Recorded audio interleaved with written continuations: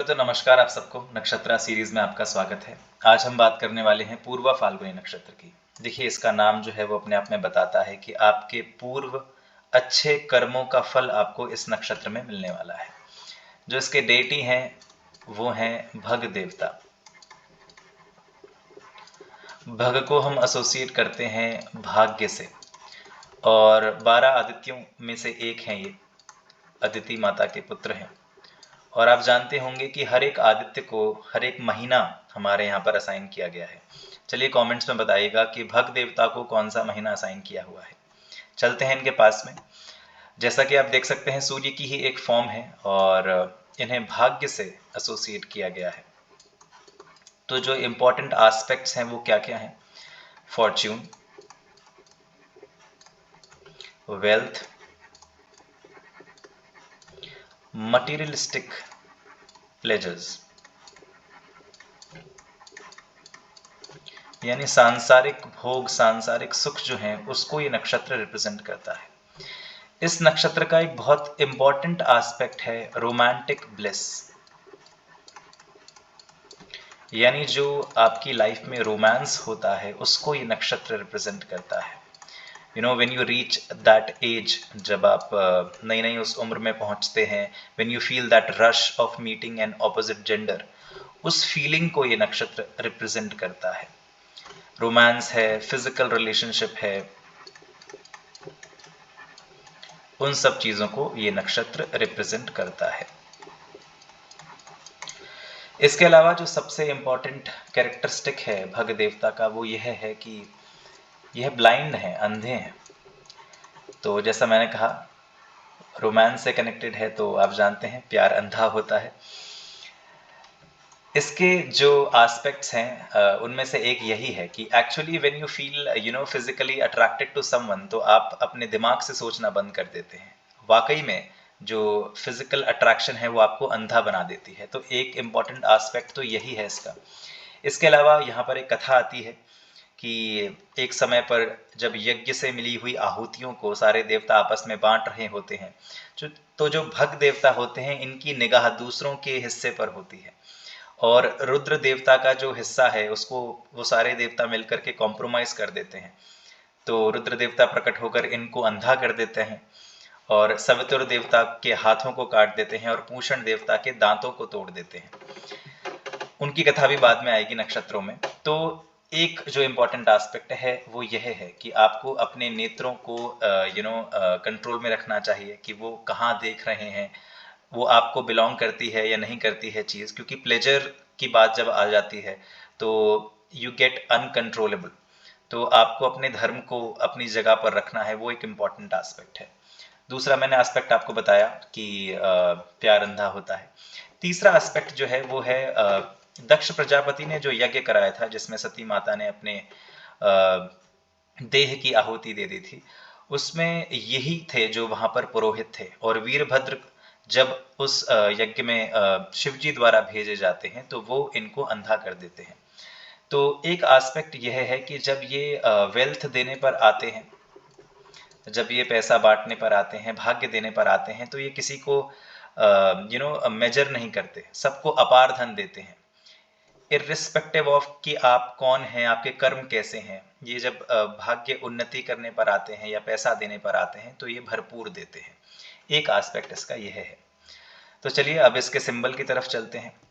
देखिए, सिंबल है इसका एक बेड, और उसके भी पहले जो दो पाए होते हैं वो है। तो जब हम इसकी बात करते हैं तो सबसे इंपॉर्टेंट यहाँ पर आ गया रेस्ट और रिलैक्सेशन। देखिए, अभी आप मगहा से आए हैं, वहां पर आपने थ्रोन अचीव किया था। अब आपके पास में टाइम है कि आप थोड़ा सा आराम करें, और उसी तरीके की चीज़ों को ये नक्षत्र रिप्रेजेंट करता है। ऑब्वियसली बेड है, तो जैसा कि मैंने पहले भी मेंशन किया था, फिजिकल रिलेशनशिप, उसको ये नक्षत्र रिप्रेजेंट करता है। प्रोक्रिएशन को रिप्रेजेंट करता है, आराम को रिप्रेजेंट करता है, जैसा मैंने मेंशन किया था। तो ये इस नक्षत्र के इम्पॉर्टेंट एस्पेक्ट्स हैं। सबसे इम्पॉर्टेंट बात यह है कि इस नक्षत्र को रोमांटिक ब्लिस के लिए देखा जाता है। किसी भी चार्ट में अगर आप देखेंगे तो किस तरीके के प्लैनेट्स यहाँ पर बैठे हैं, उनसे ये चीज़ डिसाइड होगी कि व्यक्ति कितना रोमांटिक है या उसकी रोमांटिक रिलेशनशिप कैसी है। इसके अलावा क्योंकि शुक्र का नक्षत्र है तो शुक्र का प्रभाव कह लीजिए थोड़ा बहुत इसके ऊपर कि इसे डांस, क्रिएटिविटी, म्यूजिक के लिए अच्छा कहा गया है। और अर्जुन जो थे उनका यह नक्षत्र था और अर्जुन को कहा गया है कि वो बहुत पारंगत थे इस तरीके की विद्याओं में। ऑब्वियसली बहुत अच्छे योद्धा तो थे ही, बट डांस, क्रिएटिविटी, म्यूजिक, ये सब क्वालिटीज भी उनके अंदर बहुत अच्छी थी। इसके अलावा जो भग शब्द है उसका और जो भक्ति शब्द है उसका रूट कहा जाता है कि सेम है।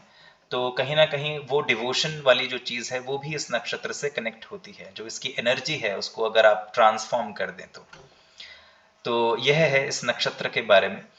अब चलिए एक चार्ट के हेल्प से इसको समझने की कोशिश करते हैं। ये मेरे पास में एक चार्ट है। किसका है? मधुबाला जी एक बहुत ही फेमस एक्ट्रेस हुई हैं, उनका ये चार्ट है। और ऑथेंटिसिटी के बारे में मैं क्या ही कहूँ, पता नहीं कितना सही है या कितना गलत है, बट इनका चार्ट जब मैं देख रहा था तो मुझे लगा कि यह पूर्व फाल्गुनी के लिए परफेक्ट एग्जाम्पल है। देखिए इनके बारे में थोड़ा सा अगर मैं बताऊं तो इनका रिलेशनशिप दिलीप कुमार के साथ में रहा और फिर शादी नहीं हुई। उसके बाद किशोर कुमार के साथ इनका विवाह हुआ और ऐसा कहा जाता है कि किशोर कुमार जी अपने संगीत की दुनिया में बहुत मदमस्त थे और इनको वो सुख मैरिड लाइफ का नहीं मिला या रोमांटिक रिलेशनशिप का नहीं मिला और बहुत ही कम उम्र में ये चली भी गई थी इस दुनिया को छोड़कर। तो यहाँ पर आप देख सकते हैं कि ये जो मार्स और जस्ट अ सेकेंड, मार्स और केतु यहाँ पर बैठे हैं। ये बैठे हैं पूर्व फाल्गुनी के अंदर। मैं मार्कर को चेंज कर लेता हूँ। यहाँ पर देखिए ये पूर्व फाल्गुनी के अंदर दो क्रूर ग्रह बैठे हैं। केतु, जिसका आप जानते हैं कोई दूर दूर तक रोमांस से लेना देना नहीं है। मंगल को पूर्व फाल्गुनी में वैसे बहुत खराब नहीं कहा गया है, पैशनेट बनाता है आपको, बट यहाँ पर इनका मंगल जो है वो वक्री है, इसलिए मैं कहूंगा कि रोमांटिक रिलेशनशिप के लिए अच्छा नहीं है। तो क्या किसी भी चार्ट में हम इस तरीके से देखकर बोल सकते हैं? जी नहीं।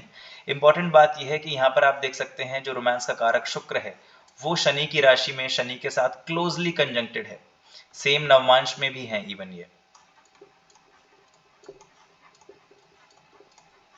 इसके अलावा फिफ्थ हाउस से हम रोमांस को देखते हैं तो यहाँ पर जो फिफ्थ हाउस का लॉर्ड है वो भी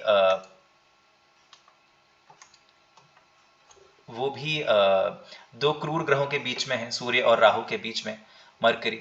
तो इस वजह से हम ये कंक्लूड कर सकते हैं कि हाँ, इनकी जो रोमांटिक लाइफ होगी वो बहुत ही सुखद नहीं रहेगी। तो केतु का बैठना, शुक्र का शनि की राशि में होना, शनि के साथ क्लोजली कंजंक्टेड होना, फिफ्थ लॉर्ड का सूर्य राहु के मध्य होना और पूर्वा फाल्गुनी नक्षत्र का बहुत ही बुरी तरीके से एफ्लिक्टेड होना हमें बताता है कि हाँ, ये जो जिसका भी चार्ट है उसको रोमांटिक रिलेशनशिप्स में बहुत ज़्यादा प्यार मिलने की संभावना नहीं है। तो और कुछ बात आप इसमें ऐड ऑन करना चाहें इस चार्ट को देख करके या पूर्व फाल्गुनी के बारे में तो मुझे ज़रूर बताइएगा। मिलते हैं अगले वीडियो में जिसमें हम बात करेंगे उत्तरा फाल्गुनी की। बहुत बहुत नमस्कार।